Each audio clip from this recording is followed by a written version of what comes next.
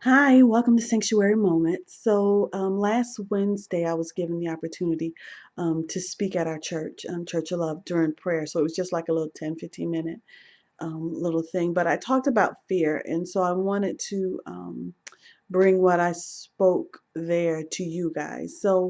Um, because I've been thinking about fear a lot and how fear can affect our lives.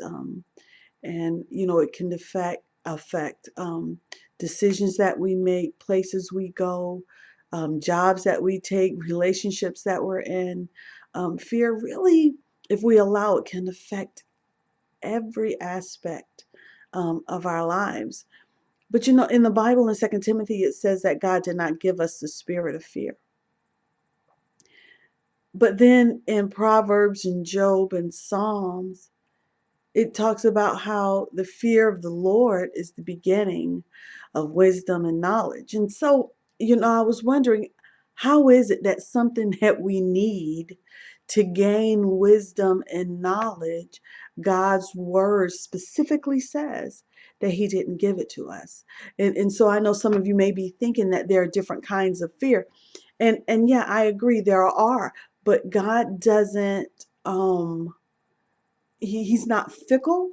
He means what he says. Like in the Bible, he talks about sin. And he says that the wages of sin is death. He does not say, okay, if you punch somebody in the face, then I'm going to put you over in the cooler portion of hell. But if you murder somebody, then I'm going to put you in the hotter portion of hell. He doesn't do that. He just says sin. The wages of sin is death. The only time he kind of um, divides sin out is in explaining to us what is a sin. Like as far as somebody being intimate outside of their marriage. So they're married, but they're sleeping, outside of the marriage. Well, the Bible speaks directly to that and says that you shouldn't commit adultery. But then, with us, with the way our minds are creating, we immediately think if you're not married, well, I'm not married, so that doesn't apply to me. True, it doesn't. But God is wise. And so then He puts in the Bible that we shouldn't commit fornication. So when God says that He did not give us the spirit of fear, He means every definition of fear, every definition that is tied to that word. That's what he means. So I went to the dictionary looking up the word to see exactly what it means. And I found that they had split the word into two parts. There's the noun or the emotion, and there's the verb or the action of fear. And under each category, there was like four different definitions. And I'm not going to go through all those definitions, but so like one definition, I'm going to go through a couple. So one definition is how you have a feeling of impending doom or danger, how you feel like something is gonna happen, like it hasn't actually happened, but you feel it. And then it also goes all the way to talking about reverential awe. And I understand that when the Bible talks about how, the fear of the Lord is the beginning of wisdom and knowledge, he's talking about that reverential awe, fear. But he still didn't give it to us. He didn't give it to us. He did not give us that spirit, that the spirit of that. He didn't give it to us. And so in looking at the definitions, there was one thread that kind of went through it all, and that one thread is choice. Fear is a choice. You choose to fear something. There can be a spider in a room. One person can walk in, see the spider, scream, and run out the room. Fear won't even let them stay in the room with the spider. Another person can walk into the room, see the spider, take off their shoe and kill it because fear won't allow that spider to live in that room with them. Another person can walk into the room, see the spider, and not even care. Three different reactions, same one spider. Each person chooses how they react to that spider. Fear is a choice. Just like our praise is a choice, our worship is a choice, the fear of the Lord is a choice. God doesn't want to make us fear him, to have reverential awe of him. He wants us to choose him.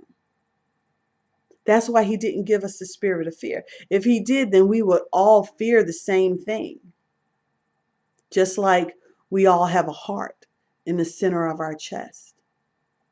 We all have kidneys.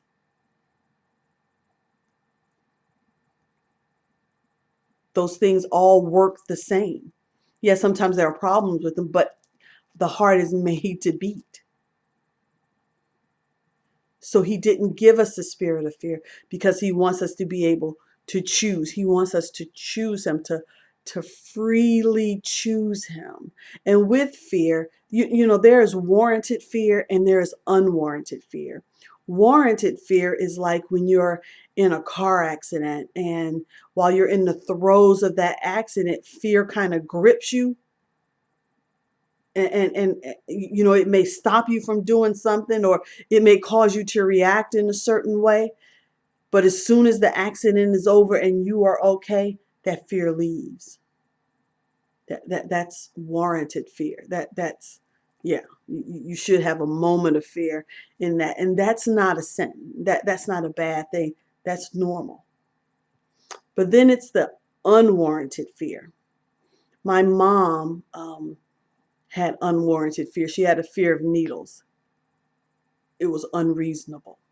Whenever she would have to go to get blood drawn, I would call the lab first, tell the lab, hey, I'm bringing my mom in, so that once I took her there, she could go straight to the back and they could draw her blood and I can take her out. Because if she had to sit in that waiting room and wait for them to draw her blood, they would have to call 911, send an ambulance to come and pick her up, because her blood pressure would go through the roof. It would be like 250 over 190. It was insane, unreasonable, unwarranted. And here's the thing. She never had a bad experience with a needle. Nobody ever left a needle hanging out of her arm. Nobody ever took a needle and went through her arm. She never had a bad experience, but she just had this spirit of fear, unwarranted fear. It was crazy. And it sent her to the hospital a number of times, not just one or two. It sent her to the hospital a number of times. But so in Deuteronomy, in the 30th chapter, the 19th verse, it says, I call heaven and earth to record this day against you that I have set before you life and death, blessing and cursing. Therefore, choose life, that both you and your seed may live. So right there, he's telling us that we need to make a choice. He wants us to choose life. Choose life. And then in Psalms 51:10, it says, create in me a clean heart, O God, and renew a right spirit within me. So if tonight you're listening to this and you're thinking, yeah, I have some fear that's unwarranted and unreasonable, just pray. Ask God to create in you a clean heart and renew a right spirit, to get rid of that spirit of fear. Just create in you a right spirit. Thank you for listening, and God bless you.